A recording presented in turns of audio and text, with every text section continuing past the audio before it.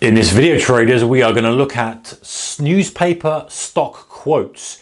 What do they mean? What do the columns mean? Let's decipher in this video.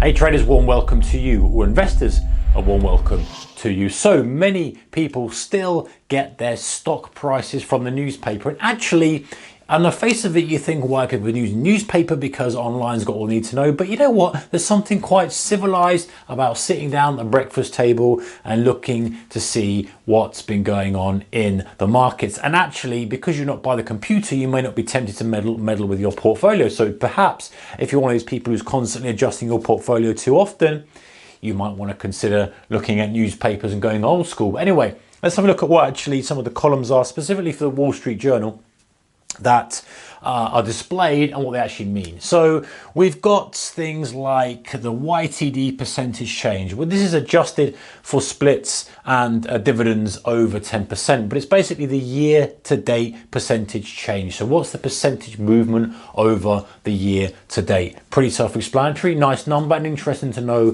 that that's what they decide to put on there. So the second one is 52-week high and low. This is the highest and lowest prices, two prices printed next to each other, are traded over the year, not excluding the previous day. So this gives you a good reference point, and you know, I love the simplicity of this, of saying, okay, we're currently at 24 bucks, the high for this year is 26 bucks, the low was 16. You can already visually in your mind see we're in the upper, segment of trading, we're doing okay. So just two prices to benchmark, no more than that, gives you an idea of where we are, how close we are to the highs of 52 weeks or lows. Okay, then we've got the stock with the symbol. So it's a stock name and symbol. Now a lot of newspapers don't actually have the symbol, a lot of newspapers just have the stock name or vice versa. But you know that if it's in capitals, it's generally going to be the symbol. And if it's a capitalized first letter and then the others aren't, and it might be abbreviated, it'll be the stock name. Okay, then we've got div, which is the dividend. This is the annual dividend, if any, that's paid out to shareholders in cents. Then we've got the yield. Now, obviously, that's cents if we're looking at Wall Street Journal. It could be pence if we're looking UK newspapers, like Financial Times. Yield in percentage, so this is the percentage yield gained from the stock. So it's the dividend as a percentage of the stock price, and that gives us the yield. So if we're paying a 10-cent dividend on a $1 stock, it's a 10% yield, and that's going to be displayed in there as the percentage. Okay, PE. So PE are common or popular metric that people will look at to value stocks from a fundamental perspective. PE is price to earnings ratio, and that's calculated by the earnings per share divided by the closing price. So when we get stocks at a very, very high price and the earnings aren't coming in, people say, oh, it's overvalued because the PE is going crazy. Then we've got volume in hundreds. So this is taking off 3 zeros of the previous day's volume. Normally it's unofficial, but it gives you an approximation to see what's gone on. And maybe gives you an idea and says, well, actually, it's a very unusual volume.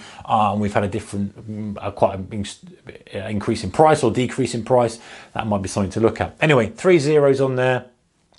So if the number said 249, it would be 249,000 shares traded. And I believe also they put a number 4 in if they say it's 4 zeros. So you've got millions traded. Okay, close. Close is the closing price. So just the price, the official closing price of that stock for the prior day. Because don't forget, with the newspapers, we're 1 day late with this.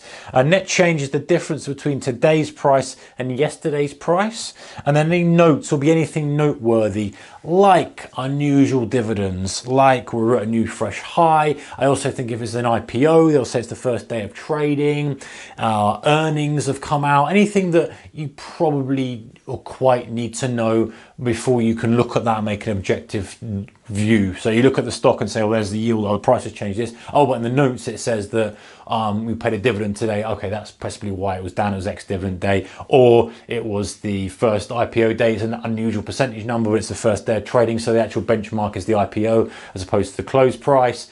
That kind of stuff, so you can gauge it a little better. And ultimately, you know what, guys, if you're managing a portfolio yourself, what more do you need?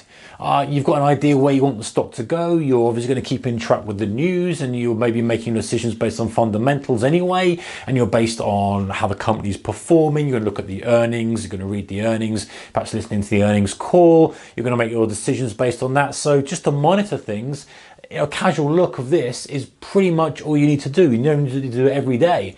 I think this is probably a far better way of managing a larger portfolio that you can glimpse through than it is looking at screens and over supplying yourself with information that you really don't need. So anyway guys, those are some of the columns that you use in newspaper stock quotes, specifically the Wall Street Journal. Whatever you're doing, whether you're investing, whether you're trading, whatever time frame you're trading on or investing on or involved with the markets on, keep the risk managed, and I shall see you in the next video. Goodbye.